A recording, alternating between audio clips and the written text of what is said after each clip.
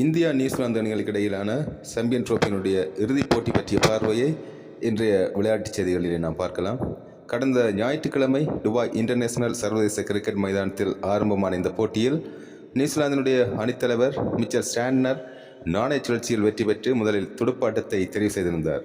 அதன் அடிப்படையில் முதலாவதாக துடுப்படுத்தாடிய நியூசிலாந்து அணியினர் இந்திய அணியினுடைய சுழல் பந்து வீச்சுகளை எதிர்கொள்ள முடியாமல் சற்று மெதுவாகவே துடுப்படுத்தாடி 50 ஓவர்கள் நிறைவில் 251 ஓட்டங்களை மாத்திரமே பெற்றுக் கொண்டிருந்தனர். அரையிறுதிப் போட்டியில் தென்னாப்பிரிக்க அணிக்கு எதிராக அதிரடியாக துடுப்படுத்தாடிய நியூசிலாந்தினுடைய அதிரடி துடுப்பாட்ட வீரர்கள் இறுதிப் போட்டியில் சற்று மெதுவாகவே துடுப்படுத்தாடியதை காணக்கூடியதாக இருந்தது. அதற்கு இந்த பிச்சும் ஒரு காரணமாக குறிப்பிடப்படுகின்றது. இந்த பிச்சானது சுழல் பந்து வீச்சுக்கு சாதகமான ஒரு ஆடுகளமாக இருந்த காரணத்தினால் துடுப்பாட்ட வீரர்கள் சற்று மெதுவாகவே துடுப்படுத்தாடியிருந்தார்கள். இருந்த போதிலும் நியூசிலாந்து அணியினுடைய மிச்சல் 63 ஓட்டங்களை பெற்றுக் கொடுக்க நியூசிலாந்து அணியினுடைய சகோதர வீரர் பிரஸ்வெல் அதிரடியாக துடுப்படுத்தாடி ஆட்டமிழக்காமல் 40 பந்துகளில் 53 ஓட்டங்களை பெற்றுக் கொடுத்திருந்தார். இதில் 3 4 ஓட்டங்கள் 2 6 ஓட்டங்கள் அடங்கலாக.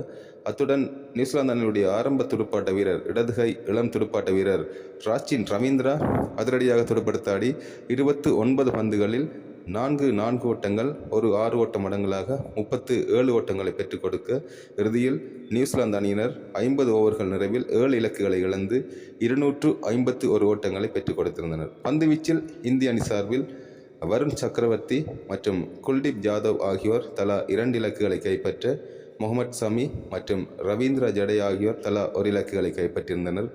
50 ஓவர்களில் 252 ஓட்டங்கள் பெற்றால் வெற்றி என்ற இலக்குடன் களம் நுழைந்த இந்திய அணியினர் ஆரம்பம் மிகவும் அபாரமாக இருந்தது. நிதானமாகவும் அதிரடியாகவும் சுமன் கில் மற்றும் ரோஹித் சர்மா ஆகியோர் துடுப்படுத்த ஆடியிருந்தனர். ரோஹித் சர்மா 76 ஓட்டங்களை பெற்றுக் கொடுத்திருந்தார்.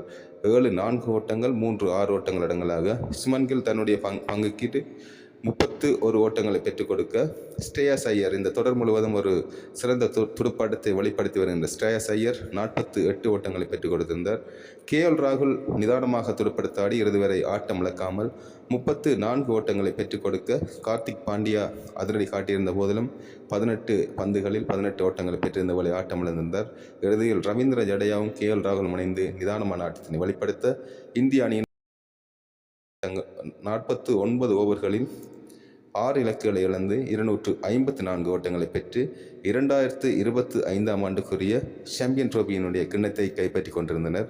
2013 ஆண்டு டோனி தலைமையிலான இந்திய அணியினர் சாம்பியன் ட்ரோஃபியினை கைப்பற்றியிருந்தனர். சுமார் 12 ஆண்டுகள் கழித்து ரோஹித் சர்மா தலைமையிலான இந்திய அணியினர் 2025 ஆண்டுக்குரிய சாம்பியன் ட்ரோஃபியினை கைப்பற்றியிருந்தமை குறிப்பிடத்தக்கது. இந்த போட்டியினுடைய ஆட்ட நாயகனாக இந்திய அணியினுடைய அணித்தலைவர் ரோஹித் சர்மா தெரிவு செய்யப்பட, இந்த போட்டி தொடரின் ஆட்ட நாயகனாக 2025 ஆண்டுக்குரிய சாம்பியன் ட்ரோஃபியினுடைய போட்டி தொடரின் ஆட்ட நாயகனாக நியூசிலாந்து அணியினுடைய இளம் சகலதுறை ஆட்டக்காரரான